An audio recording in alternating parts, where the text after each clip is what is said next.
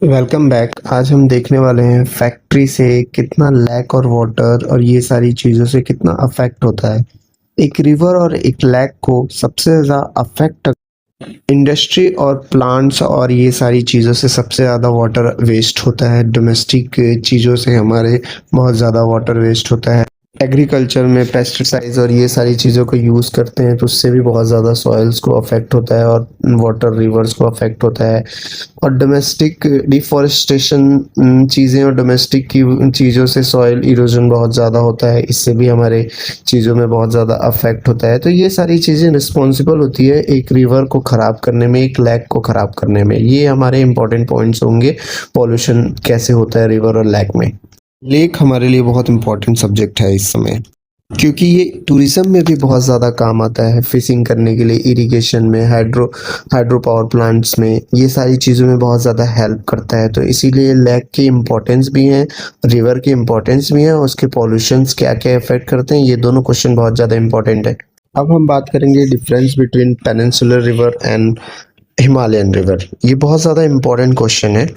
Himalayan river हमारा start होता है जिसका ओरिजिन ग्लेशियर मेन होता है। इसमें पूरे साल भर पानी होते हैं, ठीक है। ये लॉन्ग कोर्स रिवर होता है। ज़्यादातर इस रिवर्स में वाटर फ्लो हिमालय और ग्लेशियर रिस्पॉन्सिबल होते हैं, इसीलिए इसको पेरेनियल भी बोलते हैं। पेरेनियल का मतलब होता है जिसमें हमेशा पानी हो। और इंदस, गंगा, ब्रह्मपुत्र ये हमारे एग्जाम्पल हो जाएंगे इस रिवर्स के लिए, इस हिमालयन और रिवर्स के लिए। अगर हम पेनिनसुलर की बात करें तो ये ज़्यादा लॉन्ग कोर्स नहीं होती हैं, ये ज़्यादा ये सीजनल होती हैं, शॉर्ट रिवर्स होती हैं।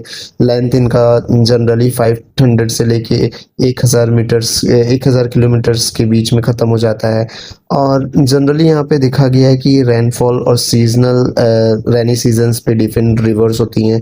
और इनका दो टाइप के मेन एग्जांपल्स इसमें कभी कभी पूछता है कि दो रिवर्स हैं जो हमारे इंडिया के वेस्ट साइड में जाती हैं और बाकी सारे रिवर्स हमारे इंडिया के ईस्ट साइड में आते हैं। Narmada and Tapi only the two reverse जो हमारे क्या बोलते हैं वेस्ट साइड में जाते हैं। और जो आपका इस साइड फ्लोइंग रिवर्स अगर देखेंगे तो बाकी जितनी भी इंडिया की पेनिनसुलर रिवर्स हैं वो हमारी ईस्ट साइड में फ्लो करती हैं, बे ऑफ बंगाल में गिरती हैं। और चिलिका लेक भी आपके उड़ीसा में जो कि इंटर करता है बे ऑफ बंगाल साइड में।